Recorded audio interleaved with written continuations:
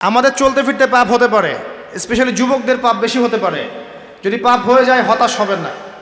পাপ হয়ে গেছে হতাশ হবেন না। ওযু করবেন, জায়নামাজে দাঁড়াবেন, 2 রাকাত নামাজ পড়বেন, ওই পাপের কথা আল্লাহকে বলে ক্ষমা চাইবেন। ইনশাআল্লাহ আল্লাহ পাক আপনার গুনাহকে নেকি দিয়ে পরিবর্তন করে দেবেন ইনশাআল্লাহ। যতবার পাপ হবে ততবার নামাজে দাঁড়াবেন, ততবার ওযু করবেন, ততবার 2 রাকাত নামাজ পড়বেন এবং আল্লাহর কাছে ক্ষমা চাইবেন। ইনশাআল্লাহ আল্লাহ মাফ করে দেবেন। শয়তান আপনাকে হতাশ করতে চাইবে, ফার্স্ট্রেট করতে চাইবে। আরে তুমি অন্যায় করেছো, এত বড় বড় পাপ করেছো, তুমি এই করো, তুমি কিভাবে আল্লাহর সামনে দাঁড়াবে, কোন মুখ নিয়ে দাঁড়াবে? এগুলো শয়তানের ওয়াসওয়াসা। কার ওয়াসওয়াসা? আল্লাহ পাক ক্ষমা করতে করতে ক্লান্ত হবেন না, আপনি ক্ষমা চাইতে চাইতে ক্লান্ত হয়ে যাবেন ইনশাআল্লাহ। আল্লাহ পাক এমন গফুর রহিম। এক ব্যক্তি 99টা করেছে, কয়টা? 99টা করে এক আলেমের কাছে গিয়ে বলেছে যে আমার কি তওবা হবে? সে বলেছে না, তওবা হবে না। সে বলেছে কি তওবা হবে না। সে আলেম ছিল না, সে আবেদ ছিল। আবেদ মানে ইবাদত করতে বেশি বেশি, খুব বেশি জ্ঞান ছিল না। আমাদের মতো আমরা কিন্তু ইবাদত বেশি করি, জ্ঞান খুব কম। তো সে ছিল আবেদ, সে বলেছে না তওবা হবে না। তো ও বেটারেও কোপ দিয়ে 100 করে ফেলেছে, 100 ফিল আপ। এবার সে চিন্তা করছে যে আমি কি করব। আরেকজন আলেমের কাছে গিয়ে বলছে আমি 100টা করেছি, তওবা হবে? তো এই আলেম সত্যিকারের আলেম ছিলেন, তিনি বলেন হ্যাঁ তওবা হবে, তুমি ইস্তেগফার করো এবং এই এলাকা থেকে চলে যাও, অন্য এলাকায় গিয়ে থাকো, অন্য একটা এলাকায় গিয়ে থাকো, এখানে তোমার স্মৃতি জড়িত আছে, অন্য জায়গায় হিজরত করে গিয়ে থাকো। তো সে ব্যক্তি চলে গেল, যাওয়ার পথে তার মৃত্যু হয়ে গেছে। আল্লাহ পাকের ফেরেশতা চলে এসেছে, আযাবের ফেরেশতা এবং জান্নাতের ফেরেশতা, তারা নিজেদের মধ্যে এখন তর্ক করছে কে রূহটা নেবে, আত্মাটা কে নেবে। ওই যে রূহ কাকে বলে, সায়েন্সকে জিজ্ঞাসা করেন, সায়েন্সের প্যান্ট খারাপ হয়ে যাবে, রূহ কাকে বলে উত্তর দিতে গিয়ে। এখন আল্লাহ পাক এই বান্দাকে মাফ করতে চাচ্ছেন। তিনি কি করলেন? আল্লাহ পাক কৌশল করলেন। তিনি বললেন জমিনটা মেপে দেখো, ফেরেশতারা তোমরা জমিন মেপে দেখো, সে যেখান থেকে বের হয়েছে সেখানকার দূরত্ব বেশি না যেখানে যাচ্ছিল ওখানকার দূরত্ব বেশি। এবং আল্লাহ পাক জমিনকে আদেশ করলেন এই জমিন তুমি লম্বা হয়ে যাও। জমিন আল্লাহর আদেশ শোনে না? এই পাহাড় আল্লাহর আদেশ শোনে না? শোনে। পাহাড়ে যা হচ্ছে, আল্লাহ রাব্বুল আলামিনের গজব চলে আসলে এই পাহাড় দেখবেন মানুষের উপর গজব ফেলবে ইনশাআল্লাহ তাআলা। সমুদ্রের কিনারে যা হচ্ছে আমরা দেখে আসলাম যে নগ্নতা অশ্লীলতা চলছে, যখন আল্লাহ পাকের গজব আসবে দেখবেন সমুদ্র ভাসিয়ে দিবে সবাইকে দেখে নিয়ে ইনশাআল্লাহ। আল্লাহর আদেশ যখন চলে আসবে প্রকৃতি আল্লাহর কথা শুনবে। জমিনকে আল্লাহ বললেন লম্বা হয়ে যাও, জমিন লম্বা হয়ে গেল। এবার ফেরেশতারা মেপে দেখলো সে যেখানে যাচ্ছিল ওর পরিমাণটা বেশি। আল্লাহ পাক বললেন ওকে মাফ করে দাও, ওকে মাফ করে দেওয়া হলো। 100 খুন করেছে। কত খুন? এটা বলে আপনাকে আমি খুন করতে উৎসাহিত করছি না, কথা কি বুঝতে পারছেন? আমি আপনাকে খুন করতে উৎসাহিত করছি না।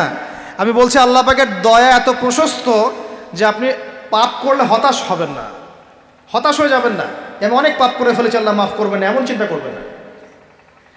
আরেক ব্যক্তির ঘটনা আছে, এগুলো কিন্তু গল্প না, এগুলো বনী ইসরাইলের কাহিনী, সত্যিকারের ঘটনা। আরেক ব্যক্তি এত বেশি পাপ করেছিল যে নিশ্চিত যে আমি মারা গেলে জাহান্নামে যাব। এখন সে মওতের আগে তার সন্তানদেরকে বলছে যে আমি মারা গেলে আমার লাশটাকে পুড়িয়ে ফেলবা, লাশটা পুড়িয়ে ফেলে অর্ধেক ছাই বাতাসে ভাসিয়ে দিবা, অর্ধেক ছাই সাগরে ভাসিয়ে দিবা, অর্ধেক ছাই বাতাসে উড়িয়ে দিবা, অর্ধেক ছাই সাগরে ভাসিয়ে দিবা। সন্তানরা তাই করলো। আল্লাহ পাক সাগরকে বললেন ছাই জমা করে দাও, বাতাসকে বললেন ছাই জমা করে দাও। এরা ছাই জমা করে তাকে আবার পুনরুত্থিত করা হলো। এবার আল্লাহ জিজ্ঞাসা করছেন তুমি এই কাজটা কেন করেছিলে, বলো এই কাজ তুমি কেন করেছো? সেই ব্যক্তি বলছে মিন খশিয়াতিকা ইয়া রাব্বি, হে আল্লাহ আমি তোমার ভয়ে এই কাজটা করেছি। আর তুমি আল্লাহ খুব ভালো করেই জানো যে আমি তোমার ভয়ে করেছি না অন্য কোনো কারণে করেছি। আল্লাহ পাক বললেন তুমি আমার ভয়ে যদি করে থাকো আমি তোমাকে মাফ করে দিলাম। যেই বাবা মা সারাটা জীবন নিজে খেয়ে না খেয়ে সন্তানকে লালন পালন করে, শেষ বয়সে এই বাপ মাকে দেখার কেউ থাকে না। নিজে যখন হাঁটতে পারতো না বাবা ওর হাত ধরে হাঁটায়, বাবা যখন হাঁটতে পারে না বাবার হাতে একটা লাঠি ধরা দেয়, ও হাত ধরে হাঁটাতে পারে না। সন্তান হিসেবে আমরা এখন অপদার্থ, নোংরা প্রজন্ম, এই যে বুদ্ধি প্রতিবন্ধী টিকটক প্রজন্ম, না জানে বাপের সম্মান, না জানে মায়ের সম্মান, না জানে বাপ কি জিনিস, না জানে মা কি জিনিস। যাদের বাবা মা নাই তারা জানে বাবা মা কি জিনিস। আমাদের মধ্যে যারা বাপ মা মারা গেছে তারা জানে বাপ মা কি জিনিস, যাদের বেঁচে আছে এরা জানে না। নবী সাল্লাল্লাহু আলাইহি ওয়াসাল্লাম বলেছেন ওই ব্যক্তির জন্য ধ্বংস যে ব্যক্তি পিতা মাতাকে পেয়েছে তাদের খেদমত করে জান্নাত লাভ করতে পারে নাই। এই ব্যক্তির জন্য চরম ধ্বংস। পিতা মাতাকে কষ্ট দিয়েন না। মায়ের প্রসব বেদনার একটা সেকেন্ডের ঋণ আপনি শোধ করতে পারবেন না। লুকমান আলাইহিস সালাম তার সন্তানকে বলছেন, ইয়া বুনাই লা তুশরিক বিল্লাহ ইন্নাশ শিরকা লাযুলমুন আযীম ওয়া ওয়াসাইনা আল ইনসানা বিওয়ালিদাইহি হুসনা। তোমার পিতামাতার সাথে ভালো আচরণ করো। হামালাতহু উম্মুহু ওয়াহনান আলা ওয়াহন। তোমার মা তোমাকে কষ্টের পর কষ্ট লালন করে সহ্য করে এই যে প্রসব করেছে। ওয়াফিসালুহু ফি আমাইন, 2 বছর দুধ পান করিয়েছে। এই ঋণ শোধ করতে পারবে কেউ? আল্লাহ পাক আমাদেরকে বোঝার তৌফিক দান করুন। আল্লাহ পাক আমাদেরকে পিতামাতার খেদমত করার তৌফিক দান করুন, আমিন। সালাত নাই, ইসলাম থেকে নাম কাটা। মান তারাকা সালাতান মুতাআম্মিদান ফাকাদ কাফারা। কেউ যদি সালাতকে ইচ্ছা করে ছেড়ে দেয় মুসলিমের লিস্ট থেকে নাম কাটা পড়ে গেছে। জনগণ তাকে হাজী সাহেব বলতে পারে, আল্লাহর লিস্টের নাম নাই, কারণ সে সালাত ছেড়ে দিয়েছে। সালাত ছেড়ে দিলে ইসলামের কোনো পিলার থাকে না। আপনি অন্যান্য গুনাহ করছেন কিন্তু সালাত পড়ছেন, অ্যাটলিস্ট নাম আছে আপনার, মুসলিম আপনি। নামাজ বাদ দিয়ে দিয়েছে, তার ইসলামের লিস্টে তার কোনো নাম নাই। মান তারাকা সালাতান মুতাআম্মিদান ফাকাদ কাফার। সে কুফরি করলো, কাফের হয়ে গেল। একজন আল্লাহর বান্দা আর একজন কাফের মুশরিকের মাঝে পার্থক্য হচ্ছে নামাজ। ঠিক আছে ভাই? সালাত নাই, ইসলাম নাই। আচ্ছা, তারপরে বলেছেন যাকাত। তোমার নিসাব পরিমাণ সম্পদ হয়ে গেলে যাকাত প্রদান করবে। আপনার নিসাব পরিমাণ সম্পদ হয়ে গেলে 1 বছর যদি সম্পদ আপনার কাছে থাকে আপনাকে যাকাত প্রদান করতে হবে 2.5%। এটা হলো ইসলামিক অর্থনীতির মূল ভিত্তি। ইসলামিক অর্থনীতি দাঁড়িয়ে আছে যাকাতের উপরে, ব্যবসার উপরে, সাদাকার উপরে। এগুলো ইসলামিক অর্থনীতির পিলার। এর মধ্য দিয়ে টাকা পয়সা সবার হাতে হাতে ঘুরতে থাকে। কেউ চিরস্থায়ী গরিব হয় না, কেউ চিরস্থায়ী ধনীও হয় না, একটা সাম্য বজায় থাকে। আর কেউ ধনী হয়ে গেলেও তার সম্পদে গরিবের হক থাকে, যাকাত, তখন সেটা তাকে দিতে হয়। এভাবে ইসলামিক ইকোনমিক্স ঘুরতে থাকে। হজ করবেন আল্লাহর সন্তুষ্টির জন্যে, ইব্রাহিম আলাইহিস সালামের সুন্নাহ তরিকা শেখার জন্যে। ওই যে কাবা ঘর কার সুন্নতের সাথে জড়িত? ইব্রাহিম আলাইহিস সালাম। ওই যে কুরবানি করছি আমরা কার সুন্নতের সাথে জড়িত? ইব্রাহিম এবং ইসমাইল আলাইহিস সালাম আলাইহিমাস সালাম। সাফা মারওয়া সাই করছেন কার সুন্নত? তার স্ত্রী ইসমাইল এবং হাজরা আলাইহিমাস সালাম। সব কিছু দেখবেন তাদের সাথে সম্পৃক্ত। শয়তানকে পাথর মারা কার সুন্নাহ? ওই যে ইব্রাহিম আলাইহিস সালাম। ইব্রাহিমী তাওহীদের একত্ববাদের চেতনা শিখতে হয় হজে গিয়ে। এটা আইওয়াশ করার নাম নয়, আল্লাহর টাইটেল নেওয়ার জন্য নয়। আল্লাহ পাক বোঝার তৌফিক দান করুন। মানুষের আমলের মধ্যে যদি রিয়া থাকে, রিয়া, এই আমলগুলোকে আল্লাহ পাক ধুলো বানিয়ে উড়িয়ে দিবেন। আর রিয়া কি জিনিস? মানুষকে দেখানোর জন্য মানুষ আমল করা, মানুষ জানুক যে আমি অনেক বড় আলেম, অনেক বড় দায়ী, অনেক বড় বক্তা, অনেক বড় মুফাসসির, অনেক বড় হাফেজ, অনেক বড় বুজুর্গ। মানুষ আমাকে এটা মনে করুক। অন্যকে দেখানোর জন্য আমল করার সাথে সাথেই আপনার আমল নষ্ট হয়ে যাবে। আর এটা এত সূক্ষ্ম, যেটা সম্পর্কে নবী সাল্লাল্লাহু আলাইহি ওয়াসাল্লাম বলেছেন, অন্ধকার রাতে কালো পাথরের উপরে কালো পিঁপড়া যদি হেঁটে যায়, বোঝার চেষ্টা করেন, অন্ধকার রাতে কালো একটা পাথর, এর উপর কালো পিঁপড়া হেঁটে যাচ্ছে, বোঝা যাবে? তার শব্দ কি দেখা যাবে, শোনা যাবে? রিয়াটা এমন সূক্ষ্ম, বোঝা যায় না। যদি এটা মনের মধ্যে চলে আসে, এই দোয়াটা পড়তে পারেন, আল্লাহুম্মা ইন্নী আউযু বিকা আন উশরিকা বিকা ওয়া আনা আ'লাম ওয়া আস্তাগফিরুকা লিমা লা আ'লাম। ইনশাআল্লাহ আল্লাহ পাক মাফ করে দিবেন। অর্থ হচ্ছে, আল্লাহ, আমি তোমার সাথে জানা এবং অজানা শিরক থেকে তোমার কাছে ক্ষমা চাচ্ছি। আমি জেনে যে শিরকগুলো করেছি এ থেকেও ক্ষমা চাচ্ছি, যেটা না জেনে করেছি, এই যে গোপন শিরক, রিয়া করেছি, এ থেকেও মাফ চাচ্ছি। আল্লাহ পাক ইনশাআল্লাহ মাফ করে দিবেন। এই 5টা হচ্ছে ইসলামের পিলার। আর ইসলাম একমাত্র দিন যেটা আল্লাহর কাছে কবুলিয়ত পেয়েছে। অন্য কোনো দিন কি আল্লাহর কাছে গ্রহণযোগ্য? এর উত্তর কে দিবে? আল্লাহই দেখ, আল্লাহ পাকের কাছেই শোনেন। আল্লাহ পাক সূরা আলী ইমরানের মধ্যে বলেছেন, ইন্নাদ-দীনা ইনদাল্লাহিল ইসলাম। ইন্নাদ-দীনা ইনদাল্লাহিল ইসলাম। আল্লাহর কাছে একমাত্র গ্রহণযোগ্য দিনের নাম কি? ইসলাম। দিন মানে কি? দিন মানে কি ধর্ম? না দিন মানে একটা জীবন ব্যবস্থা? ইসলাম কি একটা শুধু ধর্মের নাম? না ইসলামে প্রত্যেকটা বিষয়ের সমাধান আছে? কোনটা? ধর্মের সমাধান ইসলামে নাই? কিভাবে আমল করতে হবে ইসলামে নাই? কিভাবে তাওহীদ পালন করতে হবে নাই? কেমন করে সুন্নত স্টাইলে জীবনযাপন করব নাই? কেমন করে ব্যবসা করব আছে না নাই? কেমন করে চাকরি বাকরি করব আছে না নাই? কেমন করে সমাজ চালাবো ইসলামে আছে না নাই? কেমন করে বিশ্ব চালাবো ইসলামে আছে না নাই? কেমন করে অর্থনীতি চালাবো আছে না নাই? কি নাই ইসলামে? কি নাই ইসলামে? মিশকাতুল মাসাবিহ একটা বই আছে না হাদিসের, এই বইয়ের মধ্যে একটা অধ্যায় আছে দেখবেন, মাথার চুল আঁচড়ানোর অধ্যায়। কি অধ্যায়? মাথার চুল কিভাবে আঁচড়াতে হয় এটাও ইসলাম শিখিয়ে দিয়েছে। সুবহানাল্লাহ। অধ্যায় দেখবেন হায়েজ নিফাস অধ্যায়। হায়েজ নিফাস তো বোঝেন, হায়েজ নিফাসের মতো বিষয়ে অধ্যায় রচনা করা হয়েছে এবং এখানে হেদায়েত দেওয়া হয়েছে। অধ্যায় আছে বাথরুম যাওয়া অধ্যায়, মানে ইস্তেঞ্জা করা অধ্যায়, কিভাবে আপনি ইস্তেঞ্জা করবেন, কিভাবে পেশাব পায়খানা করবেন ইসলামে দেয়া আছে। অধ্যায় আছে খাবার খাওয়া অধ্যায়, কিভাবে আপনি খাবার খাবেন, কতটুকু খাবেন, খাওয়ার আগে কি বলবেন, পরে কি বলবেন লেখা আছে। কি নাই আপনার বাথরুম থেকে শুরু করে রাষ্ট্র বিশ্ব পর্যন্ত, রাষ্ট্র তো অনেক দূরের কথা, বিশ্ব পর্যন্ত ইসলাম এখানে আছে, সব আছে। একজন মানুষ বিশ্বাস করে কোরআনের সব আছে, হাদিসের সব আছে, ইসলামের সব আছে, কিন্তু আমল করতে গিয়ে পারে না, এই ব্যক্তিকে আল্লাহ পাক মাফ করতে পারেন না? পারেন ইনশাল্লাহ। আরেকজন ব্যক্তির বিশ্বাসই হয় না যে ইসলামে সব আছে, সে মনে করে ইসলাম এই যুগে চলে না ওই যুগে চলতো, সে মনে করে যে ইসলামে কোরআনে সব কিছু নাই, আংশিক বিষয় আছে, এগুলো আমরা ডিল করব। ভূরাজনৈতিক প্রেক্ষাপট, অর্থনীতি, সামাজিক নীতি, পলিটিক্স, এগুলো আমরা ডিল করব। ইসলাম হচ্ছে তসবিহ তাহলিল জিকির আজগারের নাম, কিছু মানুষ এমনটাও মনে করে, আছে না? এদের জন্য জাহান্নামের আগুন ছাড়া কোনো জায়গা নাই, কোশ্চিন কালেও না। একজন ব্যক্তির আকীদা যদি ঠিক না হয় তার আমল কোনো কাজে দিবে না। আর একজন ব্যক্তির আকীদা ঠিক আছে, ইসলামের সব আছে, কোরআনের সব আছে, হাদিসের সব আছে, আমি মানতে পারি না, আমি দুনিয়ার কারণে হোক, অন্যান্য চাপের কারণেই হোক, আমার বিভিন্ন স্বার্থের কারণেই হোক, আমি মানতে পারছি না, কিন্তু আমি বিশ্বাস করি যে সব ইসলামে আছে, একে আল্লাহ পাক মাফ করতে পারেন, পারেন না? ইনশাল্লাহ পারেন। অতএব আকীদা পরিষ্কার করেন। আল্লাহ বলছেন ইন্না দীনা ইনদাল্লাহিল ইসলাম, একমাত্র দিন আল্লাহর কাছে গ্রহণযোগ্য সেটা হলো ইসলাম। কথা বলেন, ইসলাম। অর্থ কি? আত্মসমর্পণ।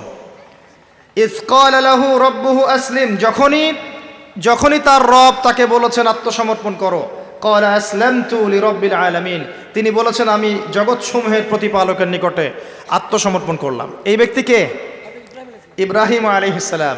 যখনই আল্লাহ বলেছেন আত্মসমর্পণ করো, তিনি বলেছেন আত্মসমর্পণ করলাম। তিনি তো আমাদের নাম রেখেছেন মুসলিম, তাই না? হুয়া সাম্মাকুমুল মুসলিমিন। আল্লাহ বলছেন সন্তানকে আর তার মাকে রেখে আসো কাবা ঘরের পাশে, মরুভূমিতে, জনমানব শূন্য জায়গায়। তিনি বলছেন না যে আল্লাহ এর পিছনে যুক্তি কি, ওকে রেখে আসবো, এর পিছনে দর্শন কি, এর পিছনে বৈজ্ঞানিক ব্যাখ্যা কি? জিজ্ঞাসা করেছেন? ইব্রাহিম আলাইহিস সালাম জিজ্ঞাসা করেছেন? রেখে এসেছেন। একবার আল্লাহ পাক বলেছেন সন্তানকে জবাই করে দাও, ইব্রাহিম আলাইহিস সালাম বলেছেন কি জন্য জবাই করবো আল্লাহ, বাচ্চা মানুষ, এর পিছনে যুক্তি কি আল্লাহ, এর পিছনে দর্শন কি, বৈজ্ঞানিক ব্যাখ্যা কি? জিজ্ঞাসা করেছেন? যখন আল্লাহ যে আদেশ করেছেন আসলামতু লিরাব্বিল আলামিন, আমি আত্মসমর্পণ করলাম, সারেন্ডার, এর নাম ইসলাম। প্রত্যেকটা বিষয়ের পিছনে যুক্তি থাকবে, দর্শন থাকবে, বিজ্ঞান থাকবে, কিন্তু এগুলোর সীমাবদ্ধতা আছে, আল্লাহর জ্ঞানের কোনো সীমাবদ্ধতা নাই। কথা কি বুঝতে পারছেন? একটু কথা ধরতে হবে। ইসলাম আত্মসমর্পণের নাম, আত্মসমর্পণের মধ্য দিয়ে শান্তি অর্জন করা। একজন ব্যক্তি যদি আত্মসমর্পণ না করে শান্তি পাবে? শান্তি পাবে না, ওর ভিতরটা অস্থির হয়ে থাকবে। যখন সে আল্লাহর প্রতি পূর্ণ বিশ্বাসী হবে যে আল্লাহ পাকের প্রতিটা বিধানই আমার কল্যাণের জন্যে, তখন দেখবেন মনের শান্তি চলে এসেছে। আর যদি অশান্ত থাকে, না এটা ঠিক হতেও পারে, নাও হতে পারে, সংশয়বাদী হয়, বুদ্ধিবাদী হয়, বা অভিজ্ঞতাবাদী হয়, বা সমন্বয়ী মতবাদে বিশ্বাস করে, বা অন্যান্য দার্শনিক মতবাদগুলোতে বিশ্বাস করে, ভোগবাদী হয়, বস্তুবাদী হয়, দেখবেন সে মনে শান্তি পাবে না। তো ইসলাম মানে কি ভাই? আত্মসমর্পণের মাধ্যমে শান্তি অর্জন করা। আল্লাহ পাক যদি আপনাকে বলেন 5 ওয়াক্ত সালাত পড়তে হবে, আপনাকে জিজ্ঞাসা করবেন কেন পড়বো, যুক্তি কি, বিজ্ঞান কি, এর পিছনে জিজ্ঞাসা করবেন? যুক্তি, বিজ্ঞান, দর্শন সব সমস্যার সমাধান দিতে পারে? পারে? আমরা তো মনে করি পারে। যুক্তি, বিজ্ঞান, দর্শন সমস্ত সমস্যার সমাধান দিতে পারে? এত সহজ? আমরা যে বেঁচে আছি, আমাদের দেহের মধ্যে একটা রূহ আছে, আছে? আত্মা আছে? আত্মার সংজ্ঞা দিতে পেরেছে বিজ্ঞান, দর্শন, যুক্তি দিতে পেরেছে?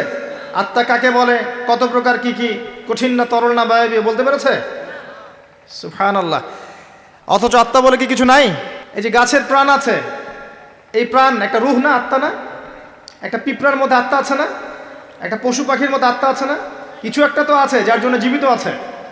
যখন ডেড তখন কিছু একটা নাই যেটা তার মধ্যে ছিল। কি ছিল না? আত্মা, রূহ, সৌল, এটা সংজ্ঞা দিতে পারবে? পারবে না। ফিলোসফিতে আমরা যতগুলো তত্ত্ব পড়েছি, কেউই আজ পর্যন্ত আত্মার সঠিক ডেফিনেশন দিতে পারে নাই। যাই হোক, ওইদিকে আমি যাচ্ছি না। মূল বিষয়টা হচ্ছে, ইসলামের প্রত্যেকটা বিষয়কে আপনি যুক্তি, বিজ্ঞান, দর্শন দিয়ে প্রমাণ করতে পারবেনই, জরুরি না। কারণ এগুলোর সীমাবদ্ধতা আছে, আল্লাহর ওহির কোনো সীমাবদ্ধতা নাই। এগুলোর জ্ঞান সসীম, আল্লাহর জ্ঞান অসীম। কথা কি বুঝতে পারছেন? আল্লাহর জ্ঞানে সব কিছু ধরে, আমাদের বুদ্ধিতে সব কিছু কখনোই ধরবে না। ধরতে পারলে তো আমরাই রব হয়ে যেতাম, নাউজুবিল্লাহ। ইসলাম ছাড়া অন্য দিন চলবে কিনা প্রশ্ন, উত্তর আল্লাহ দিচ্ছেন সূরা আল ইমরানের মধ্যেই। ওয়ামান ইয়াবতাগি গায়রাল ইসলামি দীনান ফালাই ইউকবাল মিনহু, কেউ যদি ইসলাম ছাড়া অন্য কোনো জীবন ব্যবস্থা তালাশ করে, ফালাই ইউকবাল মিনহু, আরবি যারা জানে টুকটাক ব্যাকরণ তারাও জানে, লাই ইউকবালা, কোশ্চিন কালেও কবুল করা হবে না। কখনো হবে এমন না, ফালাই ইউকবালা, কোশ্চিন কালেও কবুল করা হবে না, ফুল স্টপ। কেউ যদি ইসলাম ছাড়া অন্য কোনো জীবন ব্যবস্থা তালাশ করে, ইসলাম ছাড়া অন্য কোনো তন্ত্র, মন্ত্র, দর্শন ইত্যাদি তালাশ করে, এগুলোর মধ্যে সব কিছুর সমাধান খোঁজে, এগুলোর আনুগত্য করে, আল্লাহ বলছেন কোশ্চিন কালেও ওর কাছ থেকে কোনো আমল কবুল করা হবে না।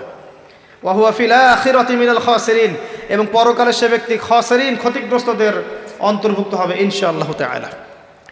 বেস কি ইসলামের, ভিত্তি কি? কোরআন এবং হাদিস। যদি কেউ বলে আমি কোরআন মানি, হাদিস মানি না, সুস্পষ্ট কাফের। কেউ যদি বলে আমি কোরআন মানি, নবীর হাদিস মানি না, সুস্পষ্ট কাফের, কোনো সন্দেহ নাই। সন্দেহ আছে? কোরআন এবং হাদিস এই দুটো পিলারের উপরে দাঁড়িয়ে আছে ইসলাম। ইজমা কিয়াস আছে, কিন্তু মূল থিম হচ্ছে কোরআন এবং হাদিস, এর উপর দাঁড়িয়ে আছে ইসলাম।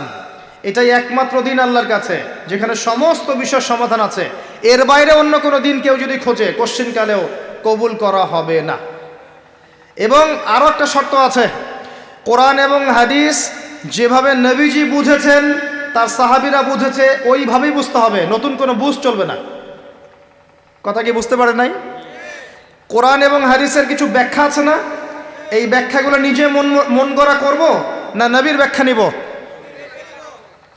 একটা আয়াত আছে কোরআনের মধ্যে, তোমরা সেহরি করো, পানাহার করো, যতক্ষণ না সাদা সুতা কালো সুতা থেকে আলাদা করা যায়।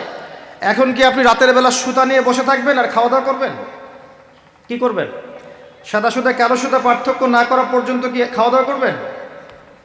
কি বুঝিয়েছেন আল্লাহ পাক এখানে? এই ব্যাখ্যাটা কে দিবে? আমি দিব না নবী দিবেন? একজন সাহাবী সুতা নিয়ে বসে আছেন, খাওয়া দাওয়া করছেন, এদিকে সুবহে সাদিক পার হয়ে গেছে। নবীজি পরে ডেকে বুঝালেন আসলে এর ব্যাখ্যা এটা নয়। এখানে আল্লাহ পাক রাতের অন্ধকার আর সুবহে সাদিক বুঝিয়েছেন, সাদা সুতা কালো সুতা। কে ব্যাখ্যা করলেন? নিজে স্বয়ং নবী সাল্লাল্লাহু আলাইহি ওয়াসাল্লাম। আরবি জানার পরেও, আরবি জাতীয়তাবাদে থাকার পরেও, আরবি ভাষা বোঝার পরেও সাহাবী ব্যাখ্যা করতে পারলেন না। আর এত সহজ আপনি অনুবাদ পড়ে ইসলামের ব্যাখ্যা করে ফেললেন। অনুবাদ পড়েই, তাফসির পড়েই কোরআন হাদিস নতুন নতুন মন গড়া ব্যাখ্যা করা শুরু করলেন। কোরআন এবং হাদিসের ওই ব্যাখ্যাই নিতে হবে যে ব্যাখ্যা সাহাবী করেছেন অথবা নবী সাল্লাল্লাহু আলাইহি ওয়াসাল্লাম করেছেন, প্রমাণিত। তাদের থেকে আসতে হবে। নিজের মন গড়া কোনো ব্যাখ্যা চলবে না। তবে ইস্তেহাদ চলবে। কি চলবে? ইস্তেহাদ মানে একটা মাসআলা দেয়া আছে, এই মাসআলার আলোকে আপনি অন্য অন্য মাসআলা বের করতে পারবেন। যেমন আল্লাহ পাক বলেছেন মাদক খেও না, মাদক খেও না, এটা হারাম, ছেড়ে দাও। আচ্ছা, এখন এখানে তো কোরআনে তো সিগারেট শব্দ নাই, এখানে তো ইয়াবা শব্দ নাই, এখানে তো এই যে ফেন্সিডিল শব্দ নাই, গাঁজা শব্দ নাই, আফিম নাই, যেগুলো আপনাদের এখানে চাষ হয়, তাই না? তামাক নাই, এগুলো নাই। তো কোরআনে যেহেতু নাই তাহলে খাওয়া যাবে। ব্যাপারটা কেমন? কোরআনে মূলনীতি দেওয়া আছে না? এখন যে কোনো বস্তুই যাই মাদকতা সৃষ্টি করবে সেটাই হারাম, সিম্পল। এই যে ইস্তেহাদ করলেন আপনি, এটার অপশন আছে, এর দরজা খোলা আছে, কিন্তু নতুন মন গড়া ব্যাখ্যা চলবে না। অন্যান্য সমস্ত ধর্মের ভালো ভালো জিনিসগুলোকে নিয়ে নতুন একটা ধর্ম চালু করলেন আর সবাইকে ওইদিকে ডাকছেন। এইসব তন্ত্রমন্ত্র ইসলাম বিশ্বাস করে না। চূড়ান্ত সঠিক রিলিজিয়ন ইসলাম, এখানে সমস্ত কিছু সমাধান আছে, এখানেই সব কিছু আছে, এর বাইরে কিচ্ছু নাই। হ্যাঁ, ইসলামের কল্যাণের সাথে যদি কোনো কিছু মিলে যায় ওই বিষয়টা নিতে আমাদের কোনো আপত্তি নেই, কিন্তু কোরআন সুন্নাহর মূলনীতির সাথে কোনো কিছু যদি না মেলে সেটা মানতে মুসলিমরা কোশ্চিনকালেও বাধ্য নয়। এবং তালগোল পাকিয়ে সমস্ত ধর্মের কিছু নিয়ে একটা নতুন ধর্ম তৈরি করার অধিকার আল্লাহ কাউকে দেন নাই। এটা একটা প্রবৃত্তির দাসত্ব, নতুন ধর্ম। এটা একটা মানব সৃষ্ট ধর্ম। যে ব্যক্তি এগুলোতে বিশ্বাস করবে সে ইসলাম থেকে খারিজ হয়ে যাবে ইনশাআল্লাহ তাআলা। ওয়া হুয়া ফিল আখিরাতি মিনাল খাসিরিন। খুব সতর্ক থাকবেন, কোরআন সুন্নাহে যা আছে চূড়ান্ত, এর বাইরে কিচ্ছু নাই হকের, এর বাইরে আসলে কিছু নাই, এটাই চূড়ান্ত। যদি কোনো কিছু মিলে যায় কোরআন সুন্নাহর সাথে মানতে আপত্তি নাই, যদি না মেলে মুসলিম না মানাই তোমার জন্য ওয়াজিব, না মানাই তোমার জন্য ফরজ। আল্লাহ পাক বোঝার তৌফিক দান করুন, আমিন। আর একটা বিষয় হচ্ছে, এই ইসলাম কি নতুন কোনো ধর্ম কিনা? উত্তর জি না। সৃষ্টির শুরু থেকে শেষ পর্যন্ত ইসলামই আছে, এর বাইরে কিছু নাই।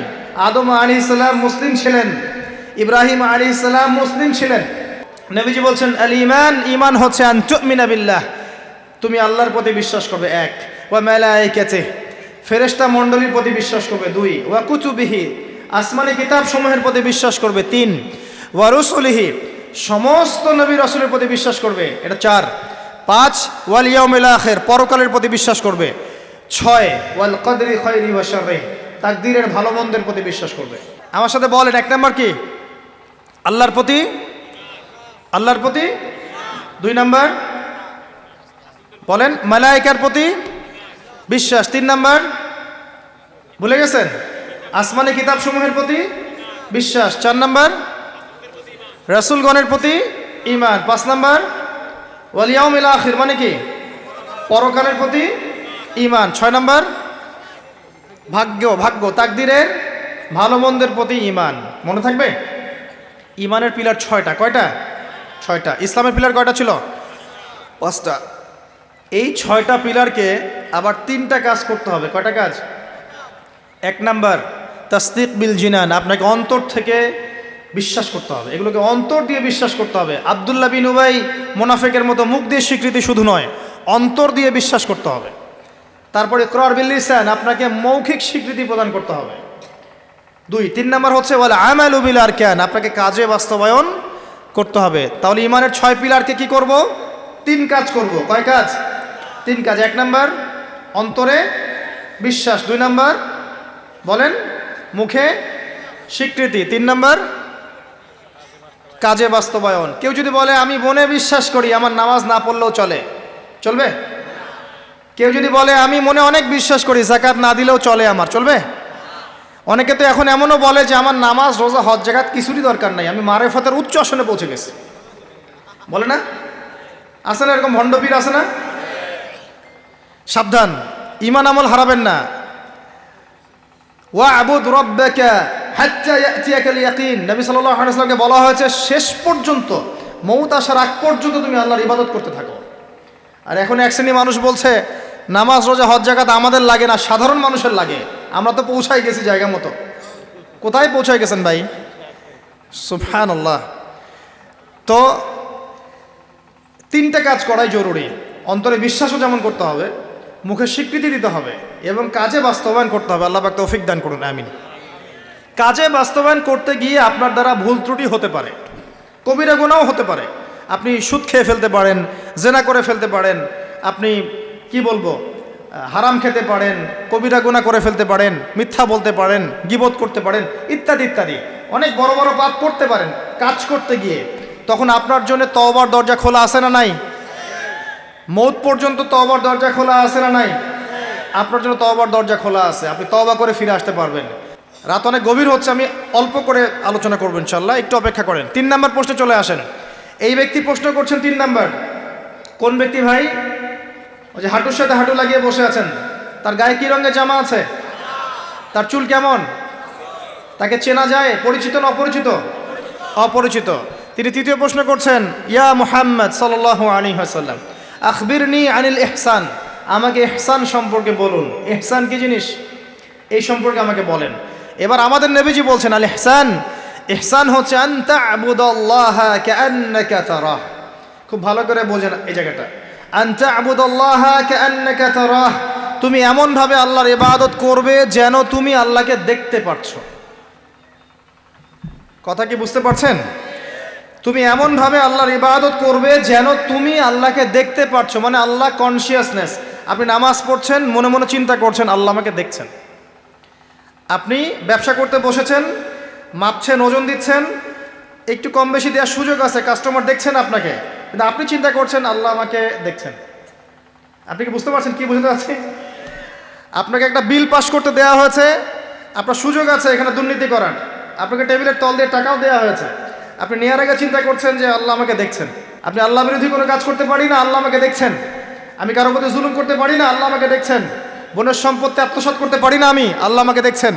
নামাজ না পড়ে আমি বাসায় ঘুমিয়ে থাকতে পারি না, আল্লাহ আমাকে দেখছেন। যাকাত না দিয়ে আমি থাকতে পারি না, আল্লাহ আমাকে দেখছেন।